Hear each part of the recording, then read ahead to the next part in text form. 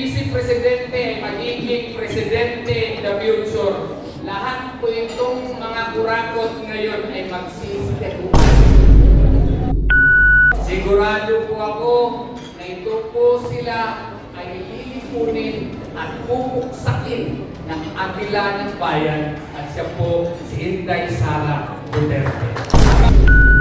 Maraming salamat sa lahat ng members ng Inday para sa Bayan, IDSD officers, Dr. Ronald Adaman. Ang nag-compose ng song yan siya.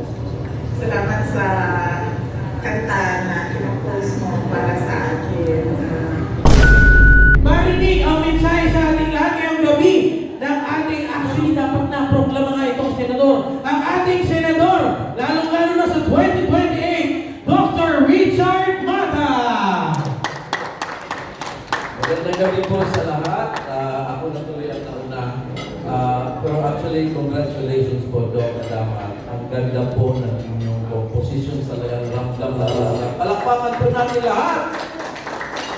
Talagang nakakabigay ng pag-asa, nakikita na natin ang future, na talagang united talaga tayo. Actually, kanina, yung video na kanina, kasi binyag ng anak ni Senator Attorney Jimmy Bonto, nagkataon din mamdam na ito yung araw ng event natin. Saka talagang pumunta talaga kami dito from Davao City. Pero actually, kahit po hindi na kunwari hindi binyag ng anak ni Attorney Bonto, andito pa rin po kami mamdam. Pasano sinasabi ni mamdam, andito po ako talaga. Yes, and it's an honor talaga pag tayo mga green nagsasama-sama dito sa Manila, talagang nakakabigay ng pag-asa na mababago rin ang ating bayan. No? Dahil talagang yung kanta, nandun na lahat sa kanta eh. Puro buhaya na nasa palibot natin. Hindi lang buhaya, mga kapal pa! Grabe ang kapal. Hinanakawan tayo sa gitna ng init ng araw. So napakasakit. Pero ako po'y naniniwala na ang Diyos ay hindi tayo kinakalimutan. Marami pong nangyayari, pero alam natin ang Diyos ang dahilan. Yung flood control, lumakas ang baha. Dinahuli ang flood control. Ngayon, hindi nyo ba napansin? Wala na si Tambil. Kasi nandiyan si Tambil sa Kongreso, sa parin ng Speaker. Marami siyang magagawa dyan. Pero hindi natin napansin, tinanggal. Kahit hindi pa na tayo nag-rally, natanggal siya, natanggal na lang. Ibig sabihin, maraming nangyayari, ang Diyos ang may gawa. Yes! Kahit kung sa Supreme Court na hinabol pa na unconstitutional yung impeachment, ako po'y naniniwala na talagang may awa ang Diyos. At andito po si Atty. Torion. At palakpakan po si Atty. Torion. Dahil siya po ang nag-file ng petition na yan. At nag-usap din kami ngayon, tinanong ko, ano pong plano? Sige lang, basta may plano tayo dyan. So, pagkasal natin pa rin si Atty. Torion. Kaya po kanina, before I will take this law, talagang may nagsasabi sa aking puso na lapitan ko talaga si VP Inday para sa message po niya sa inyo, Doc, at saka kay Ma'am Damat, para po sa ating lahat. So I hope marinig yun. Talagang makita mo sa itsura ni VP Sara, although hindi ko ma-promise na makahabol sa ngayon, pero makita mo yung kanyang from the heart talaga na pagpapasalamat na nandito tayo para sa kanya. So I hope the video is already ready. Okay na ba? Gathering sa Inday para sa bayan ay tunay.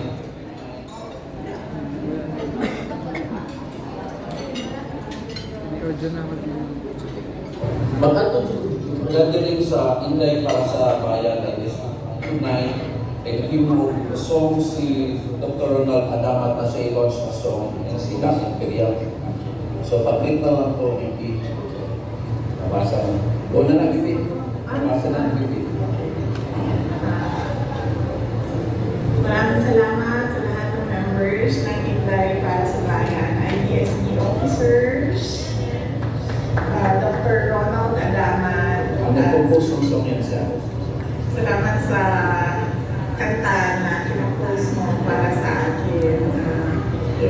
ako ay truly proud na lagi ako nakakatanggap ng mga kanta na sulat ng mga kapwa ko Pilipino.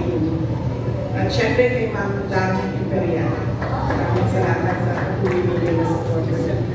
Mabuhay kayong lahat. May God bless you. Thank you, thank you.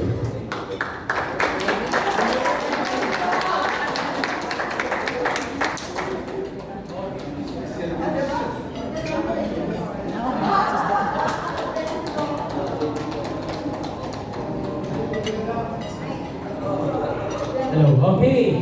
Thank you so much, Dr. Richard Mata, and of course, thank you rin kay VP Sara Dudek. Grabe no, nakangiti tayo lahat na pinapanood yung video. Video pa lang yun, diba?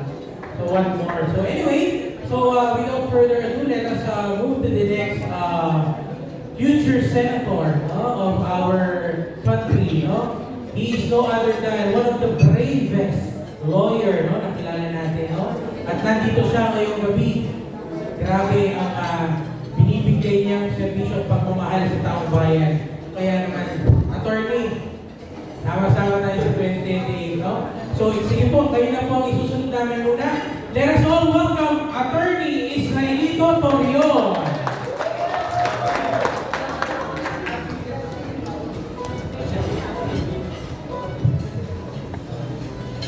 Auzubillahiminasyaitanirrajim. Bismillahirrahmanirrahim. Assalamualaikum warahmatullahi wabarakatuh. Magandang gabi po sa ating lahat. I give thanks and felicitations to the heart and soul of this event, my very good friend, Dr. Ronald Adamat, who have made us proud. So, nakita ko kanina parang mapaiyak ako sa kaganda ng kanyang kantang ginawa para sa ating Vice Presidente and soon to become President, inshallah. And greetings likewise to Ma'am Dang. Special mention kanina ni VP Sara, and as always, nagkausap kami kanina. Kumusta daw? My greetings and felicitations also to ang ating kasama po dito sa ating pinapaglaban. City Councilor Danny Dayanghirang, magandang gabi po sir. Sa ating mga kasama kanina doon sa event, kasi ngayong hapon ay may event kaming dinaluhan. Ating Senator, tinatawag ko siyang Senator Raul Lambino. Aking kasama, ito ang aking kaibigan, si Dr. Mata at ang kanyang may bahay. Sa mga leaders po na nandito ngayong gabi, maraming pong salamat sa inyo. We are in a crossroads of history right now. And people like Dr. Adamat and the leaders who are here can really touch the hearts not only of our beloved Vice President, but likewise the Filipinos. Why do I say that? I say that because the present administration as well as the opposition can never make a gathering like this without spending a lot, right?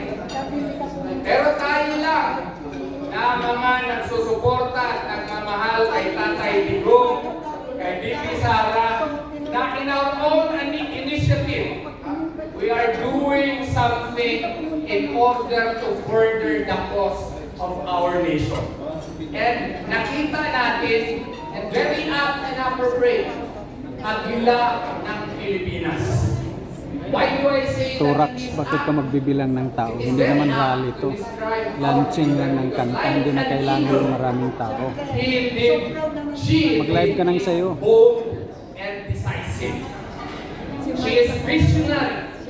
An eagle can look Masyado ka at namang its bitter, no? prey and its prey miles away with precision. And I hope and pray that like an eagle, Pagkasama mo our yung tao. Vice President Ganun na ba truly talaga kayo become a kasama? president with Kayo yung mga kulto kasi precision. ang sasama nyo. Precision in what? Precision in determining the problems of our nation and doing something to correct these problems. Alam naman natin na lunod na ang bayan natin sa korupsyon. Alam ko na kung yung ating Vice Presidente ay magiging presidente in the future, lahat po itong mga kurakot ngayon ay magsisiketuan. Sigurado po ako na ito po sila ay lilipunin at pupuksakin ng Agila ng Bayan at siya po si Inday Sara Duterte. Tama ba ako? Kanina po, sabi niya ng anak ng aking kaibigan, Jimmy Bondo, nagkausap po kami at inimbitahan niya akong umupo sa kanyang gilid kasi may pinag-uusapan na naman kami. Alam niyo naman na meron na naman kayong challenge sa kanya. Meron na naman impeachment complaint na ifinail laban sa kanya. Kaya, I am hoping and Ayan ang praying kulto nga naman, di na ito marunong pong marami ating na kulto organisasyon, sila, mga kagaya ni organisasyon Torax, dito, ay na tutulungan natin si BP Sara nagmamahal para pa para puksain naman, malapit ka labanan sa na Diyos. naman itong Demonyo naman ang panibagong sinasamba. Tama ba challenge dyan? Ano, sa sorry. kanya. Kasi alam natin na ginagawa ito sa Ano, kanya Torax? Masakit ba? para wala na sana Nahagis silang kita sa kalaban sa 2020. sa putikan. Papayagan ba natin yan? Hindi natin papayagan yan. Lalabanan natin yan. At yun po ang ating pinag-uusapan po kanina. Kaya, ngayon pa lang, maghanda na po tayo. Yung ating mga bangos sa Binisaya pa, at tuuanan ning higtan. Nga naman, kaysa kung maabot nga adlaw, in the few days from now, we will be up again to great challenges. And I hope and pray na ang mga organisasyon na nandito ngayon ay tuloy na susuporta sa kanya kay BP Sara Duterte. Magandang gabi po sa inyong lahat at maraming salamat po sa inyo. Thank you so much.